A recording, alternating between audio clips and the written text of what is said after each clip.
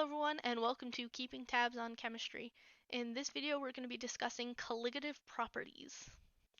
Now colligative properties are changes in the physical properties of a solution, and there are three major colligative properties. The first one will cause changes in vapor pressure, the second in boiling point, and the third in freezing point. So changes in physical properties of a solution are directly proportional to the number of dissolved solute particles. In other words, the more dissolved particles, the greater the change in the physical property. So our first one deals with vapor pressure, specifically vapor pressure reduction. When a solute is dissolved in a solvent, the vapor pressure of the resulting solution will be lower than the vapor pressure of the pure solvent. So here you can see solvent alone, so what we call pure solvent, has a high vapor pressure. When we dissolve a solute, so when we create a solution, that vapor pressure decreases. Recall that particles of a solvent escape the liquid phase to form a gas at the surface of the liquid. When a solvent is pure, its particles occupy the entire surface area. However, when a solute is added, a mix of solute and solvent particles occupy that surface area. With fewer solvent particles at the surface, fewer particles enter the gas phase, and the vapor pressure is lowered. I call this crowding the door. In my classroom, if you stand near the entrance to my room, if you crowd my door, it makes it harder for anyone else to leave. That is what the solute particles are doing to the solvent. They're blocking the exit so that it's harder for the solvent molecules to get out. Fewer solvent particles as a gas mean there's less collisions with the wall to exert vapor pressure. So the solute molecules are crowding the door of the solvent.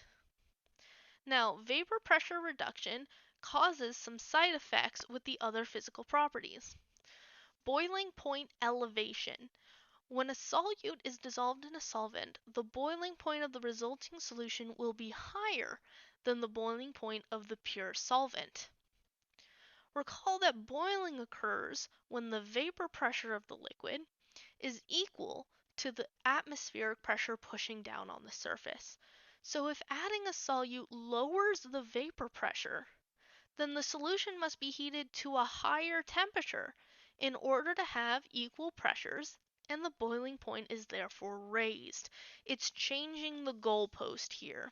If I need to raise vapor pressure to meet atmospheric, if my solute has then lowered that vapor pressure, I have farther to go, which means I have to add more heat and raise the temperature higher in order to achieve that pressure equality I need in order to boil. Now our final colligative property is freezing point depression, and this one is a little different than the other two. When a solute is dissolved in a solvent to prepare a solution, the freezing point of the solution will be lower than the freezing point of the pure solvent. The solute particles here are getting in the way of the pure substance's ability to form a solid structure, so water forming ice crystals. When we normally have a liquid, that liquid then creates its organized structure of ice unimpeded.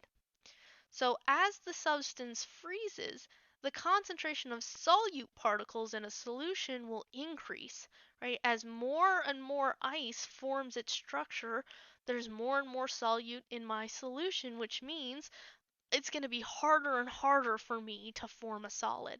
Those little solute particles are getting in the way. They're disrupting my structure.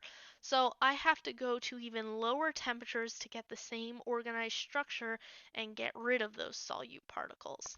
So by making a solution, you're actually increasing the two extremes of freezing point and boiling point. Boiling point is getting higher, freezing point is getting lower. So freezing point depression is very useful to us commercially.